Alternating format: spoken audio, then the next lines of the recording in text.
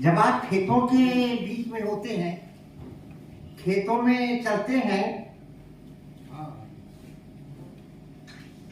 हरियाली छाई रहती है, उस समय आपका मन कैसा रहता है? और तब स्वाभाविक रूप से आपके अंदर से, आपके हृदय से कोई ना कोई गीत फूटता है। गीत कहां से आएगा? और मैं जो बात कह रहा हूं वो अपने बचपन की कह रहा हूं। मैं बहुत छोटा था, शायद 5 वर्ष या 7 वर्ष, तो हमको गीत कहां से मिलेगा? हमारे पिताजी गीत रचते थे, गीत गाते थे, और गांव में बहुत सारे लोग गीत गाते हुए आपको चलते हुए मिलेंगे। वही गीत सुनना और वो गीत याद हो जाना, तो कभी कोई ऐसा अवसर आए जो हृदय से, मन से वो गीत फूट पड़ना। तो मैं उस समय की बात कर रहा हूं कि मैं 5 साल या 7 साल का था, मैं 82 वर्ष का हो रहा हूं, यानी 75 वर्ष पहले मेरे मुंह से एक गीत निकला। कोई मैंने उसकी रचना नहीं की थी, अपने से बड़ों को गाते हुए सुना था, तो वो गीत मेरे मुंह से भी निकला।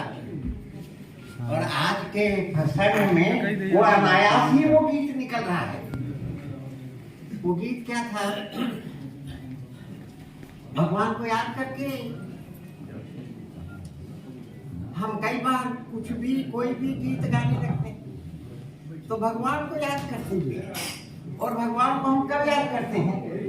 जब हमारे ऊपर कोई विपत्ति आती है, कोई विपत्ति आती है तो भगवान को याद करते हैं। तो वो गीत की पंक्ति है, दीनानाथ भय निर्मोहिया, कासे कहूं विपत्तिया ना। अवधि का जिनको थोड़ा बहुत ही है वो जानेंगे। दीनानाथ भय निर्मोहिया, कासे कहूं विपत्तिया ना। जब विपत्ति पड़ती है तो दीनानाथ को याद करते हैं।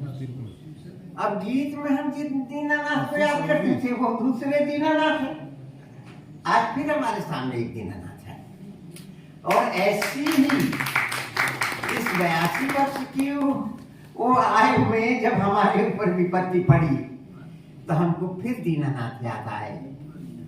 और वो दीनानाथ जिनका चित्र यहाँ लगा हुआ है, जिनको आज हमने माल्यार्पण किया, जिनके सामने दीप प्रज्वलित किया, फिर विपत्ति के समय हमको दीनानाथ जी याद आए। और वो याद आने का परिणाम देखिए, अभी मैं हंसी में कह रहा था, जब हमारे माननीय प्रधानमंत्री जी प्रवेश किए हैं इस सभागार में, तो मैंने उनसे कहा कि सर, हम हॉल से निकाले गए तो होटल में आ गए, हॉल से निकाले गए तो हम होटल में आ गए। कोई एक बार और ऐसे हमको निकाले तो हम और कितना अच्छा स्थान पाएंगे।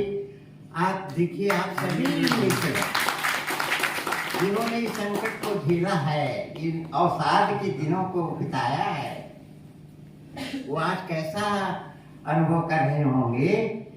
बार बार हम लोग ये सोच रहे थे कि अब हमारा ये स्मृति व्याख्यानमाला के जो व्याख्यान है वो कहाँ होंगे। तो देखिए, आपके सामने ये पहला व्याख्यान हुआ, और ऐसा व्याख्यान हो रहा है कि न ऐसा पहले हम कभी कर पाए थे। और आगे भगवान की क्या इच्छा है वो हम लोग देखेंगे।